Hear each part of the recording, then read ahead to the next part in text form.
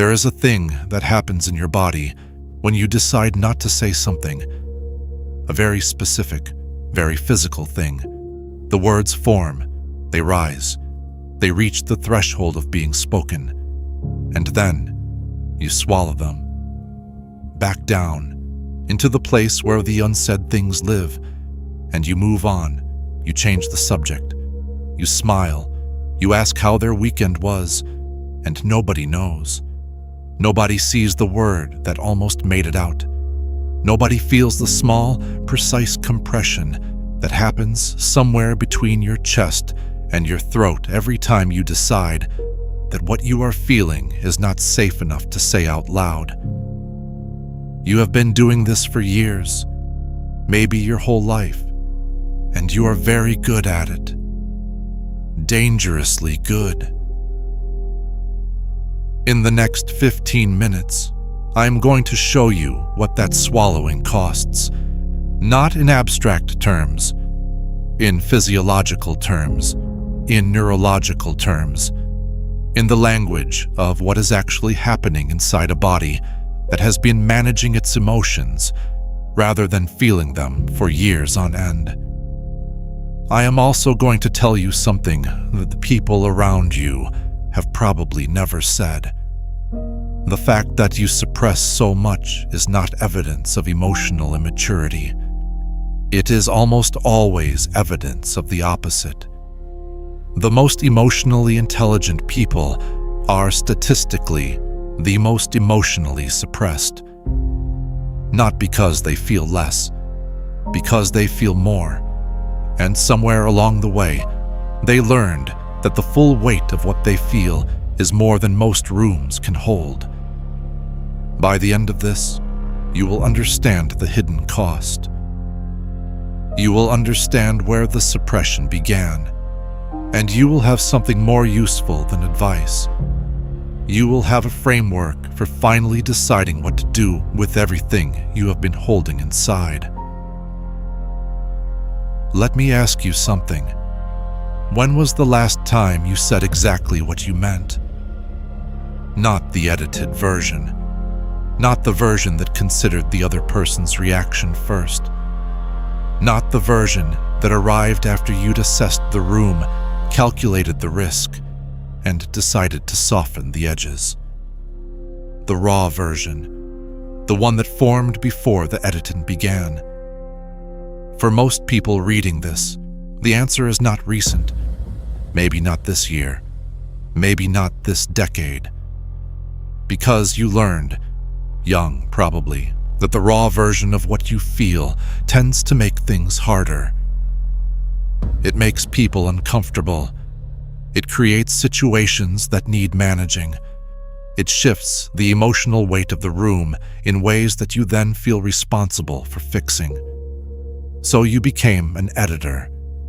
A brilliant, rapid, invisible editor of your own interior experience. By the time a feeling reaches the surface, by the time it becomes something you might express, it has already been through 3 rounds of revision. Shortened, softened, made palatable, made safe. And the version that comes out, if anything comes out at all, is so far from the original that even you barely recognize it. You have become fluent in a language that no one taught you, the language of the almost said, of the swallowed truth, of the feeling that lived its entire life entirely inside you. And the cost of that fluency is something your body has been keeping track of, even when your mind has not. Here is what is actually happening. Every time you suppress an emotion, every time you feel something and choose not to express it, your body does not simply let it go. It stores it. This is not metaphor. This is biology. When an emotion arises, the body activates. The autonomic nervous system responds. Heart rate shifts. Muscle tension changes. Cortisol and adrenaline move through the bloodstream. This is the body preparing to act on what it feels. Expression, speaking, moving, crying, even just acknowledging, completes the cycle. The activation rises, peaks, and returns to baseline. The emotion moves through, but suppression interrupts that cycle. The activation rises, and instead of being allowed to peak and pass, it is held, compressed, pushed back down, and held there. The body does not know you are doing this for social reasons. It does not know you are being considerate. It does not know the room couldn't handle it. It only knows that an activation was initiated and never completed. So it stays ready, stays braced, keeps the physiological response partially engaged long after the moment has passed. Researchers call this autonomic residue, the body in a state of incomplete discharge. And when this happens repeatedly, daily across years, the baseline shifts. The nervous system recalibrates around a new normal that is permanently slightly elevated, permanently slightly on. This is why chronically suppressed people often describe a constant background tension they cannot locate or explain. It is not anxiety in the clinical sense. It is the body holding what the mind refused to express. There is a second mechanism, beyond the nervous system. Psychologists call it expressive suppression, distinct from cognitive reappraisal, which is the healthy process of changing how you think about an experience. Expressive suppression is different. It is the act of feeling something fully and then preventing any external sign of it. The research on this is significant and disturbing. People who regularly use expressive suppression show measurably worse outcomes across nearly every psychological metric.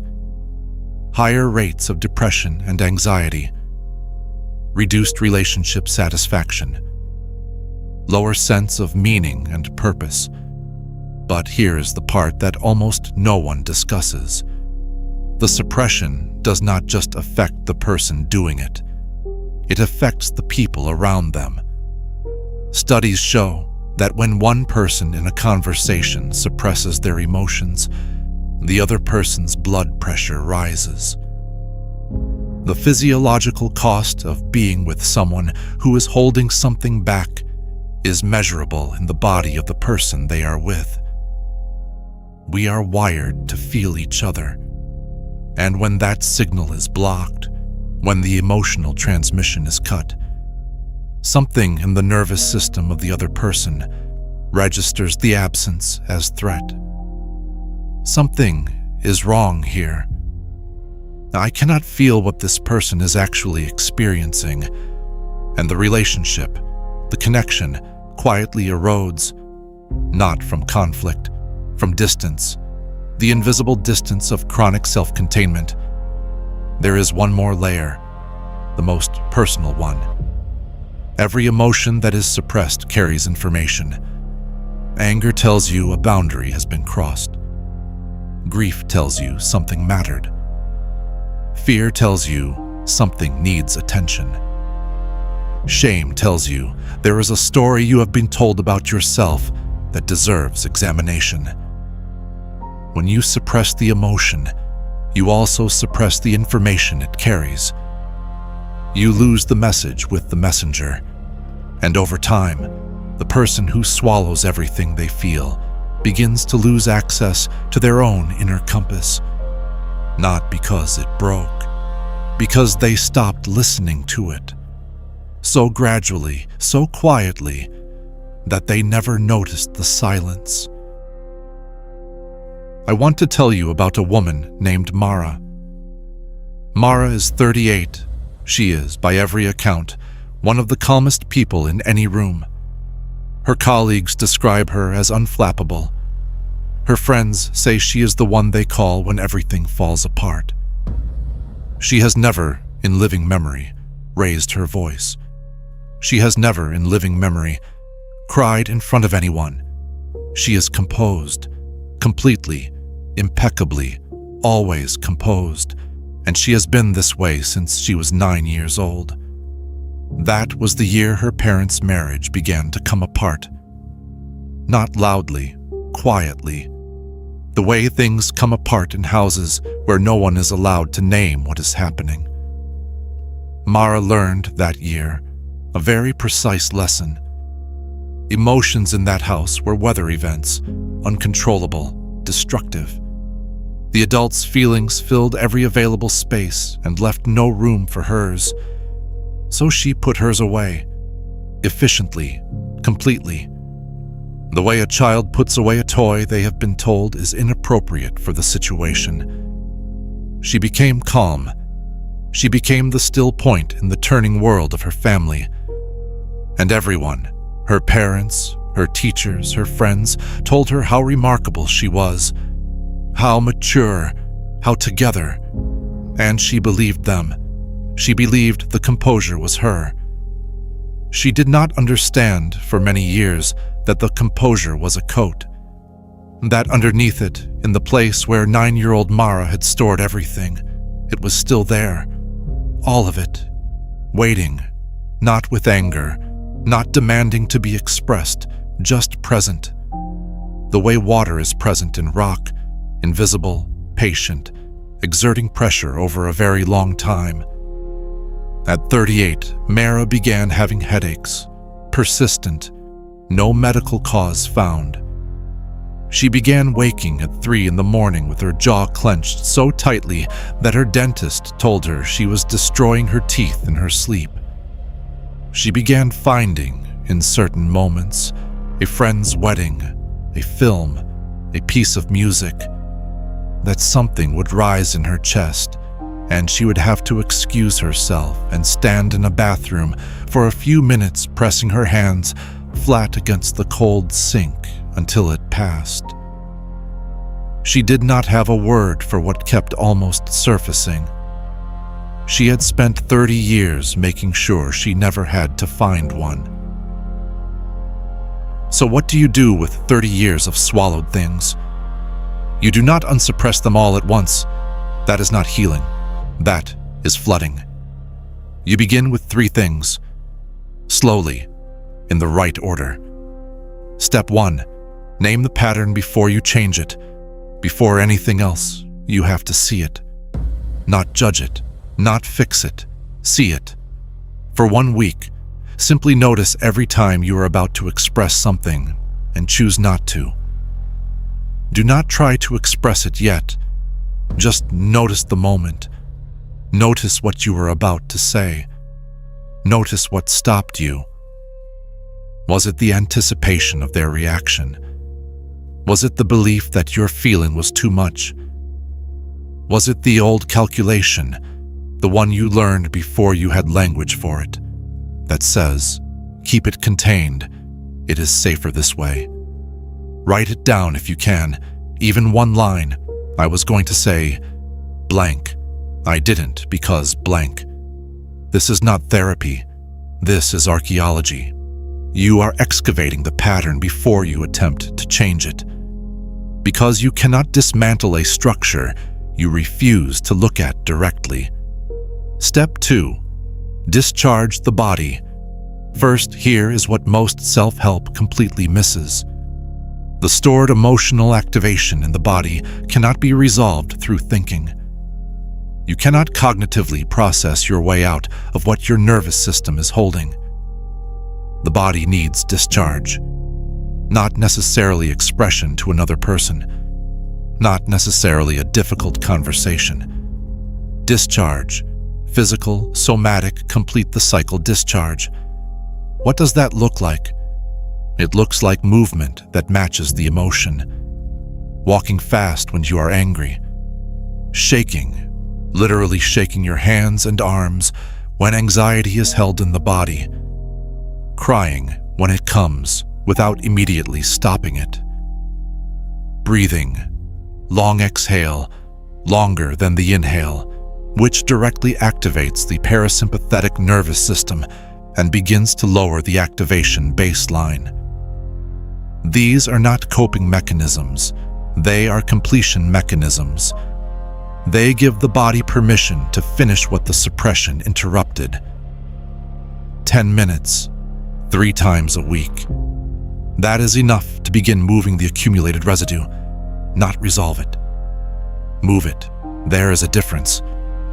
Step 3. Choose one true thing per day. You do not need to say everything. You do not need to become someone who expresses freely in every room with every person. That is not the goal. The goal is one true thing per day. One moment where the edited version does not go out and the slightly more accurate version does instead. Not the raw, unfiltered version, the slightly more honest one. Instead of fine, not great today. Instead of I understand, actually, that hurt a little. Instead of it's okay, I'm still thinking about it. Small, precise, true. You are not trying to empty the reservoir in a week. You are trying to establish that expression is survivable, that the room does not collapse when you say something real, that you do not collapse. Because somewhere in your history, you got evidence that it wasn't safe, and that evidence has been running your communication ever since. One true thing per day is how you begin to collect new evidence. Slowly, safely, on your own terms. The fact that you swallow so much is not a character flaw. I want to be very precise about this. It is a survival strategy that was built at a time when expression carried real risk. Maybe the risk was someone's anger. Maybe it was someone's withdrawal. Maybe it was the particular cruelty of being told your feelings were too much, too dramatic, too sensitive, too inconvenient. Whatever it was, you adapted. You became someone who could hold it, someone who could function under the weight of everything unexpressed. And that took extraordinary strength. The kind of strength that doesn't announce itself. The kind that looks from the outside like calmness, like composure, like being fine. But here is what that strength costs when it is never allowed to rest. Here is what the body pays for decades of perfect containment. The jaw that clenches at night, the headache with no source, the thing that rises at a wedding and has to be pressed back down with both hands, flat against a cold sink. You are not broken. You are full. There is a difference. A broken thing cannot hold anything. You have been holding everything for a very long time. That is not weakness. That is the heaviest kind of strength there is, and you are allowed, finally, to set some of it down. Somewhere inside you, there are words that have never been said. Not old words, not resolved words, words that are still present, still waiting, still exerting their quiet pressure. From the conversation 3 years ago, where you agreed when you wanted to push back.